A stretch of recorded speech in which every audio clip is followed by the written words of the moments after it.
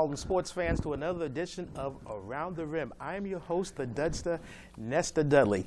Tonight is our 147th show. This is the 14th year. Very happy and pleased and privileged to bring upon this head coach. This head coach has never been on Around the Rim solo. This head coach, for years, everyone was saying, Nestor Dudley looks an awful lot like this head coach. This head coach and Nestor Dudley have to be one and the same. So for now and forever, I'm going to dispel that myth. I bring to you this coach whose team is undefeated for the first time ever. Nestor Dudley and Around the Rim presents head coach of the Kings, Chris Rogers. So Mr. Chris Rogers, come on in here, brother. JD, come on, man. Nestor. Yeah. Coach Rogers. Nice to see you. Wait a minute. Nice to see you. So once and for all, we have dispelled that myth that Nestor Dudley and Chris Rogers are one and the same, because, you know, they never see Nestor Dudley and Chris Rogers in the same room. This ain't done by smoke and mirrors. That's true. This is the first time I'm seeing it. Yes. How have you been, Nestor? I've been fine, Coach Rogers. How have you been? Not bad. Thanks for having me up here today. And thanks for accepting the invitation, because I did call you late last night. That's right. I usually try to lock down my guests a week ahead of time, but I just couldn't do it Troy Dinkins of the Sonics was a lock. He was a lock. He wanted to rebut what Coach Cliff Williams said last year. Troy Dinkins was a lock up until the mystery men of the Sonics faced the mighty Kings. And Chris, I want to talk about this game. Battle of the brothers, Chris Rogers, Chuck Rogers. We've said it time and time again. Chuck is older, Chris is cuter. Chuck Rogers had come back into this league after a few years hiatus back in 2002, and you have yet to beat Chuck when he came back. Who you telling? And I'm sure he's been rubbing it into your face. He don't really say nothing, but he knows when he plays us, he already got it locked down. He's like, oh yeah. And, you know, when we used to have the breakfasts years ago, and we would eat breakfast, he always had us. You know? Me and Glenn spent a lot of time trying to beat Chuck Rogers. We got him. And then this year, Coach Rogers, that the Jamboree has come and gone, and no one still knows how good the Sonic team is, because the squad wasn't there, basically. All his weapons were not there. Yeah. Chuck Rogers has closed all his preseason practices, so no one could get a glimpse at this team. So you were definitely going into the unknown for your season opener. That just wasn't right, I don't think. No, it wasn't right, and he told me he had a squad, and hey, whoever, you know, we have to play regardless. We have to just play. It doesn't matter who they are. We got to go out there and do what we got to do. And I read down your squad, Coach Rogers. You have Staminsky Space Cadet, Roger Hickey, Leslie Philippe, Brian Horton, Danny Suter, the reigning Rookie of the Year. Richie Rogers, he a kinfolk of yours. He's your nephew, correct? Yeah, that's my nephew. Demir Safia, Sean McFeely, Gene Bastian, and Brett Plowman. Coach Rogers, you have, in my opinion, the fastest squad since your championship year of 2001. Oh, yeah, that team's fast. Your team is also a bunch of littles, I think, too. You know, I put some stilts on them. They're a little short, but they got hot. So, I mean, they make up for their height. Now, Coach Rogers, that game against the Sonics, I mean, they came into the game the favorite. I said last... Whoa. Who said they were the favorite? I said they were the favorite. You said they were the favorite. I'm sorry, my bad. You said we were the favorite. Once in a while, I make a mistake. I do hang around with Bradworth Benton, you know, so mistakes are going to happen. And then you were saying you're going to have Troy Dinkins up here. They lost. Well, Troy Dinkins don't want to come up here after they lost, you know. Exactly, all right. But seriously, going into the game, your team was the underdog because, as we just said, since 2002, when Chuck Rogers has come back, he has been beating the Kings. Oh, like I said, he's been beating me and Glenn for a long time. There's a lot of guys that have been beating me and Glenn for a long time, and hopefully this year we get a little payback. Yeah. We want to beat some of these teams that have been beating us. You know, years ago, there was teams we used to beat up on. Nick Gervais, I think we owned them for a long time. Yeah, the Sonics. And, the Sonics of old. Yes. You know, Chuck Rogers gets a team, he's beating up on us.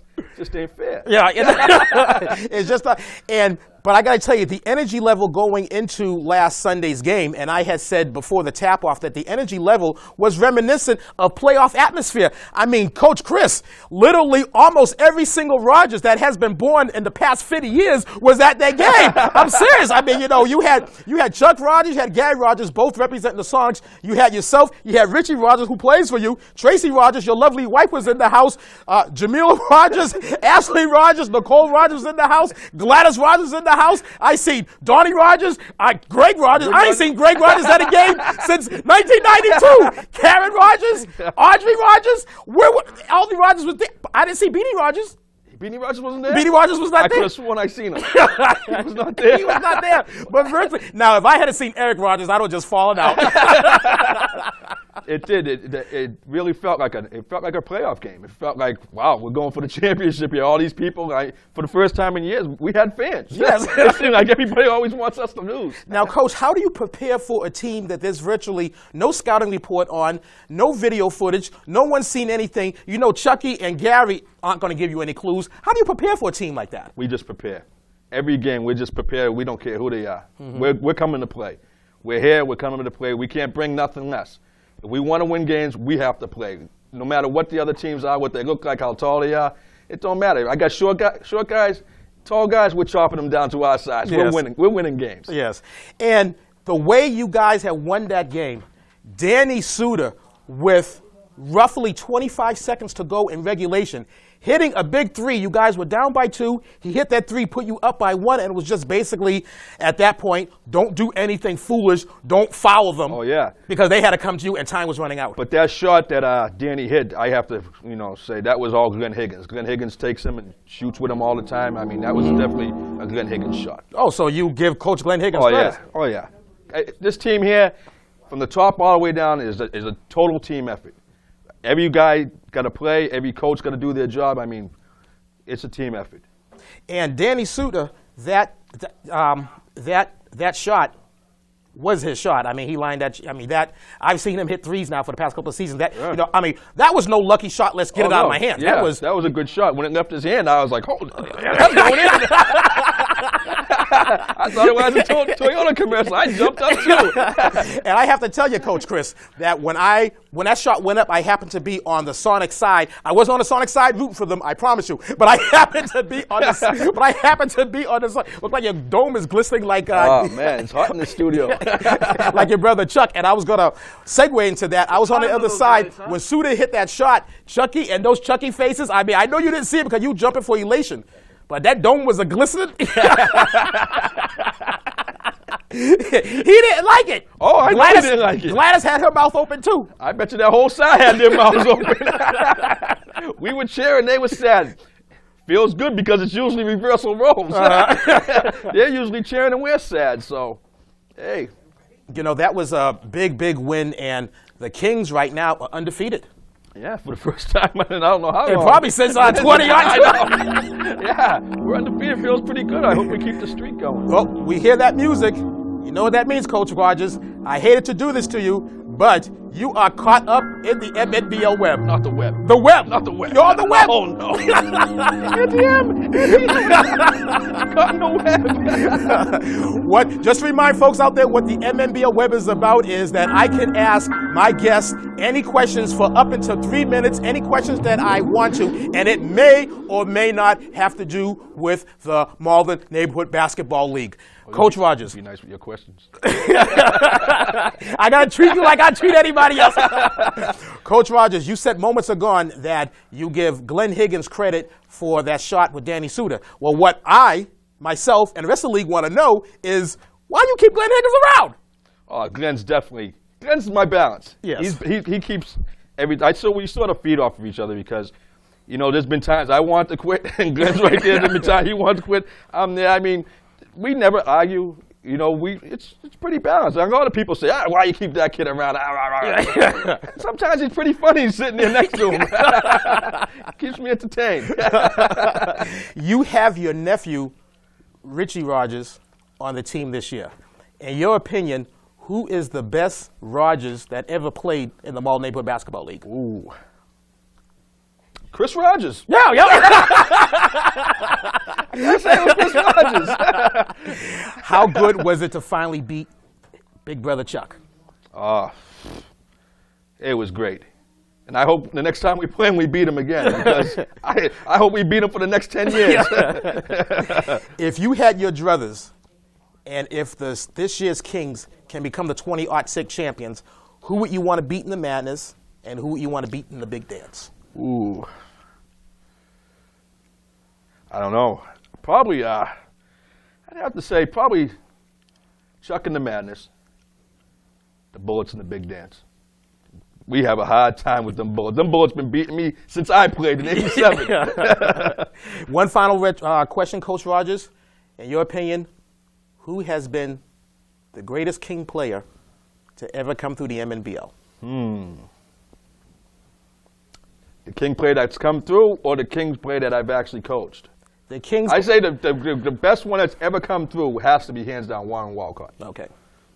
And now, but I never coached him. Now, who would be the best one under your tutelage? Probably Keon McCarthy. No. Keon was up there, but I thought Scotty Beecham. Okay. I thought Scotty Beecham was really, really good. Okay. He was tough. All three of them Kings Hall of Famers. Coach Chris Rogers, you are officially out of the web.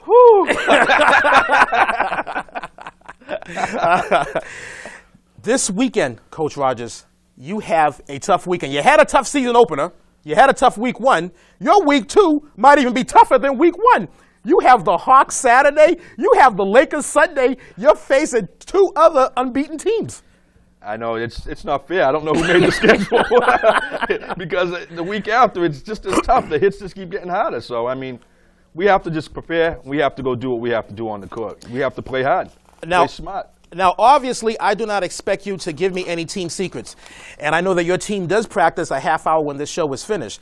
But how do you prepare against the Hawks with a squad of Rashawn Ray Charles, Jonathan Morose, Rubens Legentes, Kevin Liu, Jamie Guess Who, Dave Israel, Vicente Payo, Samuel Pierre, William Loom, Rolf Presume, John Generazio, Bernardo Stroud's Littles aren't little anymore, Coach Chris. They are seniors, and he's trying to get back to the Madness. I did predict on last week's show that they wasn't going to make it to the Madness. So, I mean, I said the Kings wasn't going, but I also said the Hawks wasn't going either. How do we prepare for them? Same way. We're not scared of those Hawks. Maybe they're not as tough as they were last year. And hopefully we run over them. No, we're going to run over the Hawks. The Hawks have come back into the fold a couple of seasons ago under Bernardo Stroud and Jovan Walcott. And you have yet to beat the Hawks since they've come back in. I was about to say that. That's another team on our hit list. How many? I should have said this on the web. How many teams you have on your hit list? It doesn't seem like your hit list bad. Half the league. We ain't got Chucky. We ain't got them Hawks. I think it's been a few years since we got them Bullets, too. And what about the Celtics and Magic? We ain't got Celtics and Magic either. At least half that league is in trouble.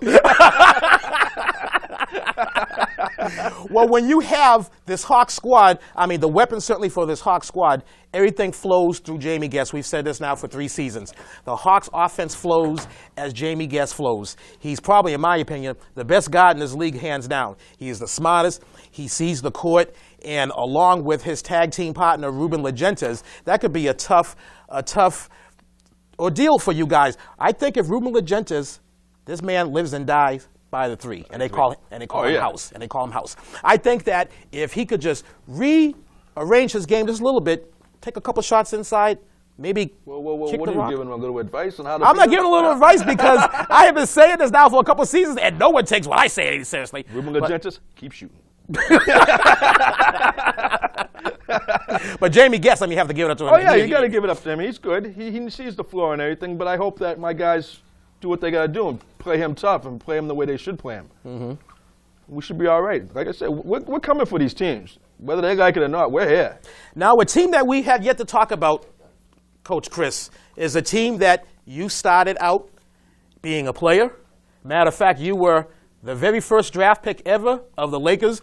We're not going to go through the year because that's not important. But you were the very first draft pick of the Lakers. Thank you. You know, you played 1 season. You've coached a couple of years with the Lakers. You coached back in 1990 when they hung their title. Ever since you acquired the Kings, for the majority of the time that you've been coaching, the Lakers have been a team that you have also been beating. up until recent years. Exactly. And you got them this Sunday, and they're 2-0. Yeah. Well, And they are the defending neighborhood league champs. we're chopping the champs down. We're getting them boys too, because we beat them. We had them for a while, and they got us the last couple of years. And it's time to get those wins back. I hate to do it to my boy, but we got to get the wins back. Lakers, Rashad Langston, Fritzville Saint, Brendan Berger, Parnell Luis, Dylan Hager, Stanley LaForest, Andrew Deliacano, Steve Ward, Chris LaForest, Josh Gomez, John Jean, Joe Armstrong. Now, is it true, Coach Chris Rogers, that the Kings had a chance to get Joe Armstrong? He was unhappy in his Celtic contract. But he was too expensive. The Lakers got him at a bargain rate. We tried to get him. The guy wanted the world for him. Magic. Yeah, Magic wanted the world for him, and the Lakers got him. But, I mean, he's going to fit good with the Lakers. The Lakers is a team. They got a lot of heart, and we just got to go out there and match their heart and their intensity. Because I know them boys are going to come to play. Mm-hmm. And I hope my boys come to play, too. Now, how is it going head-to-head with your second best friend in life, Beanie Amos? Because you just said earlier that Coach Glenn Higgins is your best friend in life. You born May 3rd, him born November 3rd. I'm not giving out years, but it's just a known fact. So how do you head coach up against the man that was your very first coach in this league, that picked you first, that you guys hung out with, that you guys won numerous dance contests with? How do you coach up against that? I just hope that, after we beat them, there'll be no hard feelings. We go have a drink later. He ain't a drinker. I'll get him a milk. And Beanie Amos also used to bring up the Army men. The Army. Now, what is the story with those Army men? I don't remember. He told me that when he first met you, he was 5, you were 3, and it was in front of your house, and that you had Army men, and you would not let him play with those Army men. And he had held that grudge for 10, 11 years. If not longer than that. So what I did was one Christmas, I went and bought him some Army men.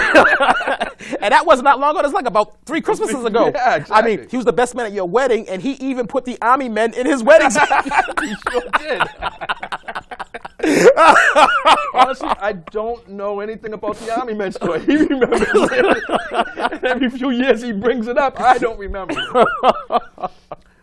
But Nestor, you're a coach of in Bug Tussle, right? Bug Tussle, Tennessee, yep. How's your team been doing? My team's been doing fine. And I'm sort of upset that when we won in 2001, you didn't call us down to the Bug Tussle tournament. I couldn't get through. Your line was busy all the time. Well. It must have been a party line or something. I'd like an invite. If we happen to win within the next few years, I want to go to Bug Tussle and play your team, because I heard they were nasty. Absolutely. I tried to get through, but in Bug Tussle, there's only one phone line that runs in and out of that city. You gotta take the handpiece and you gotta crank it like you see on Green Acres. I tried to get through. It just didn't happen. I said I got to bring that up because in 2001 when we won, we didn't get an invite. All the other teams every year got an invite, not us. You have my sincerest apologies, but just know this. I didn't invite the Lakers last year, the Bullets the year before that, nor the Pistons the year before that. All right. So it was nothing grudgy. You wasn't scared to play us or nothing. You just. I have always been a big King booster. I was the one that coined the phrase "the Mighty Kings." I was the one that said this King curse is nothing but blah BS. I was the one that said all this. I'm glad you did, because I was beginning to think there was a curse. I mean, and true, I'm also the one that said you wasn't going to go to the madness. But, you show us a little love. But that could change during the mid-season report card when I use my right to rescind on the Sonics if I need be, and if the Kings are doing, I have no problems switching the Sonics with the Kings. I should probably do that right now because you took care of, you handled your business last Sunday. I mean, you can wait until your mid-season report card. I mean, Brad had it right, had the Kings up there, which I like that Brad character. Yeah, and I like that Brad character too, but Brad, on the other hand, Beanie Amos can't stand him because he said that the Lakers wasn't going and that the defending neighborhood league champs were going to come in 6th. Sometimes Brad sways from the path. I mean, he's the honest commentator. He sees it as he sees it. He's very controversial. Yeah, so, I mean, Brad's Brad. And God love him. We got the split screen going action here. That's putting it nicely. Once again, we have proven that all the rumors and the rumors around the league is false. Nestor Dudley, Chris Rogers are not one and the same. Nope. Waldo, when are we going into the Rollins? I mean, this show is getting awfully late, Waldo. Can you find out for, or maybe I should ask Go Ref Go. Go Ref Go. I see that we got less than 10 minutes. Is everything on set with the Rollins? We don't have any mechanical difficulties. Yeah, don't worry. Okay. So, Coach Chris, 2006, 20-6, Kings. You got a tough weekend next week. You point out you got a tough weekend the weekend afterwards, but your squad is the shortest squad out there. I didn't think they were. They might be. I didn't think we were the shortest, but they could be. I think you're the fastest also. I know we're fast, but I didn't think we were the shortest team out there. I mean, if we are, hopefully that they make up for it with hot. Mm-hmm. I mean, I don't know why they shouldn't, but they should. And you got a talented squad here. Demir Safia, he is your veteran, 3-year veteran, and last year, as Brad said last week, last year he led the league in three-pointers. Kid got skills. I think so. Well, I hear the cue now, and now it's time to go into the Rollins. So, Waldo, Go Ref Go. RA, you ready? Let's do this. So the Rollins, last week, first games. And the week of January 7th, first game, Sixers and Celtics. Pistons, Lakers. Lakers 10 points better than the Pistons, 63-53. Ward led all scores with 21 points. Lakers 1-0, the defending neighborhood league champs. The Pistons dropped to 0-1. Second game, Sixers Bullets. The Bullets just put a slacking on the Sixers by 20 points, 56-36. Emmanuel, high man with the Sixers for 11 points. Baskin led all scores with 21 points. The third game, the Hawks and the Celtics. The Hawks beat the Celtics 53-44. Ruben Legentas led all scores with 25 points. The Hawks 1-0. The Celtics 0-1. Skane off the windshield. This game is the Sixers versus the Celtics. Emmanuel Brady's it to Vaughn. Lafosky, he's a basket hanging. Weiner through an open back door. And Sertle finds Weiner all by he lonesome. Sertle no looks it to Skane. Emmanuel to Vaughn to McCown, who blows the bunny. Emmanuel receives the hoses. Skane with the cleanup. The next set, back door is wide open. McCown on the down low. Ken LaFosse getting funky one time. Michael Liu, third and long. Celtics over the Sixers, score 70-55. LaFosse Hyman with the Sixers, 16 points. Skane led all scores with 31 points. Celtics improved 1-1. Next game, Sonics King. Rogers finds Hickey. Suda to Hickey. Ferguson finds J.P. Luis. Rogers with the Lena. Rogers tells Kelly, get that stank out of here. Ferguson, strong, stroking over two. Dan Liu, strong to the hole. Safia, first rejection in his life. Lord bless him. Bastine finds Suda. After recess, Nick Kelly with the hoop and the hum. Ferguson in the Crayola. Hickey with the deep double. Suda with the interception and touchdown. Luis driving the lane. And Suda beyond the arc, where everything is three. And that was for the game, y'all, as the Kings 1 point better than the Sonics, 41-40. Ferguson, Hyman with the Sonics, 11 points. Danny Suda led all scores with 13 points. The Kings 1-0 undefeated. The Sonics 0-1. Third game, Lakers Bullets. Dean doing work. Wood strokes it deep, and I don't think it's reboundable. Berger tells Gillis, child, please. Wood beyond the arc, where everything is three. Bonaparte. Oh, this right here was just too easy. Victor Tran using the glass. And Ward, he's going to set reservations for 3. Dean gets position. John Jean in the Crayola. Dean doing the baseline boogie. And Dean shares it with Baskin. In the final frame, the Lake Show, Berger to Ward to Fritz, Vilsaint. Vilsaint with the cleanup. Berger, he's going to find Ward. Dean taking it to the purple people. Baskin to the rack. Gillis with a little jumper. And Armstrong to Ward. And Langston is there for the cleanup as the defending Neighborhood League champs in a rematch with the Bullets from the big dance last season. 2 points better than the Bullets. 62-60. Dean Hyman with the Bullets for 24 points. Ward led all scores with 30 points. So the Bullets dropped to 1-1. Lakers improve to 2-0. So now it's time for the weekly Around the Rim Awards. So let's kick it! Player of the Week is Steve Ward representing the Lakers. Lakers came out fast, defending their title 2-0.